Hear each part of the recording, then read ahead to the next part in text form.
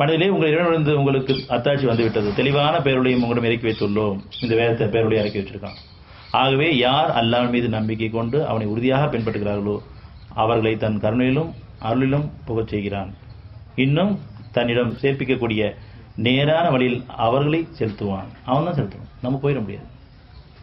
ஆன்மீகம் பேரில் போனால் இறைவன் அடைய போறேன்னு சொல்லிட்டு நம்ம கண்ணை போட்டு தியானம் பண்ண போயிட முடியாது.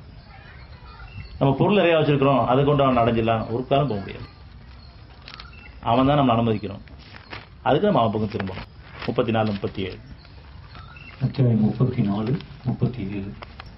இன்னும் உங்களுடைய செல்வங்களோ உங்களுடைய மக்களோ உங்களை நம்மிடம் நெருங்க வைக்கக்கூடியவர்கள் அல்லர். ஆனால் எவர் நம்பிக்கை கொண்டு நல்ல செயல்கள் செய்கின்றாரோ அத்தகையோருக்கு அவர்கள் செய்ததற்கு இருமுறை நற்கூலி உண்டு. மேலும் அவர்கள் உன்னதமான மாளிகைகளில் நிம்மதியுடன் இருப்பார்கள். இன்னும் உங்களுடைய செல்வங்களோ உங்களுடைய மக்களோ உங்களை நம்மிடம் நெருங்க வைக்கக்கூடியவர் அல்ல. ஆனால் எவர் நம்பிக்கை கொண்டு நல்ல செயலை செய்கிறார்களோ, இறைவன் ஒருத்தனை ஏற்றுக்கிட்டு அவன்கிட்ட சரணடைகிறாங்களோ அத்தையோருக்கு அவர் செய்ததுக்கு இருமுறை நற்கூலி கொடுக்க உண்டு. மேலும் அவர் உன்னதமான நிம்மதி இருப்பார். நிம்மதியான வாழ்க்கை, அமைதியான நிம்மதியான ஆரோக்கியமான வாழ்க்கை அவன்கிட்ட சரணடைஞ்சிடும். அவன்கிட்ட நம்ம குடும்பத்தையும் சமர்ப்பிச்சிடணும். அவனுடைய பாதையில் வாழ்றதுக்கு விரும்பணும்.